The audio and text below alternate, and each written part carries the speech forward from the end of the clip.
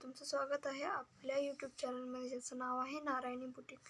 तर आजच्या व्हिडिओमध्ये आपण पाहणार आहोत थोडेसे मोठे व्हाईट कलरचे पर्ल्स। तुम्ही जर आधीचा व्हिडिओ पाहिला असेल तर तुम्हाला माहिती असेल आपण पूर्ण सिल्वर कलरची सिरीज करत आहोत। तर त्यामध्ये आपण जो दुसरा व्हिडिओ आहे त्यामध्ये आपण पाहिलं की हे जे छोटे मणी आहेत ते कसे अरेंज करायचे। तर तशाच पद्धतीने आपण थोडेसे मोठे मोती घेणार आहोत आणि त्याला कसं अरेंज करायचं ते पाहणार आहोत। तर जसं जसं साईज वाढते मोतींची तसं तसं आपण एकत्र करून धागे ववू नाही शकत। तर त्यासाठी जसं जसं मोती वाढतील तर तुम्ही यामध्ये पाहू शकता, इथे मोठ्या साईजचे मोती आहेत। यामध्ये तुम्हाला फक्त एकदा धागा काढून लगेच त्याला कापडाच्या आतमधून वापस टाका घालावा लागतो, कारण की याचं जे जागा असते, अंतर असतं कापडांमध्ये ते जास्त असतं। त्याने जे मोती आहेत ते बाहेर पडल्यासारखे होतात आणि चिकटून बसत नाहीत कापडाला। त्यामुळे जेवढा छोटा मोतीचं साईज असेल तेवढं जास्त मोती आपण सुईमध्ये घेऊन एकत्र ववू शकतो। पण जसं साईज वाढतं मोतींचं तसं तुम्हाला जे मोती आहेत ते कमी करावे लागतात, एक एकच घ्यावे लागतात। तर इथे तुम्ही पाहू शकता मी 2 मोती घेतलेले आहेत। त्यानंतर खालून धागा वडून घेऊन वापस सुई खालून घेऊन जो धागा आहे त्याला वरती काढलेला आहे।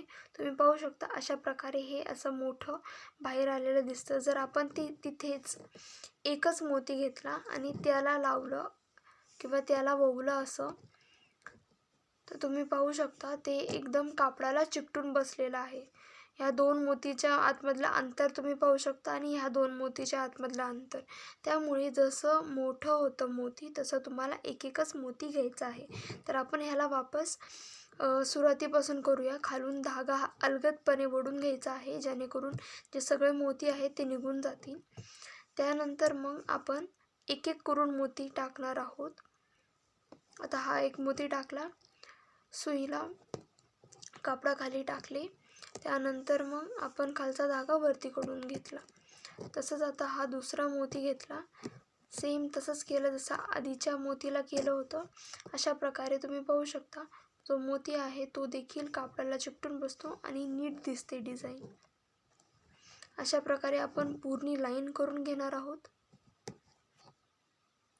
तर अशा प्रकारे ही पूर्ण लाईन करून झालेली आहे आणि तुम्ही पाहू शकता अतिशय सुंदर असं बॉर्डर दिसत आहे। तुम्ही जर सिंपल लुक ठेवायचा असेल तुमच्या साडीला, तुम्ही बिगिनर असाल आणि तुम्हाला भरगतचं वर्क नसेल करायचं, शॉर्टचं छोटंसं वर्क करायचं असेल, तर तुम्ही असं पॅटर्न देखील तयार करू शकता तुमच्या ब्लाऊजला, स्लीव्जला, आणि तसंच पॅटर्न तुम्ही तुमच्या बॅकला देखील करू शकता। तर मी भेटते तुम्हाला नेक्स्ट व्हिडिओमध्ये अशाच एका नवीन इंटरेस्टिंग व्हिडिओसोबत। तोपर्यंत डिझाईन करत राहा।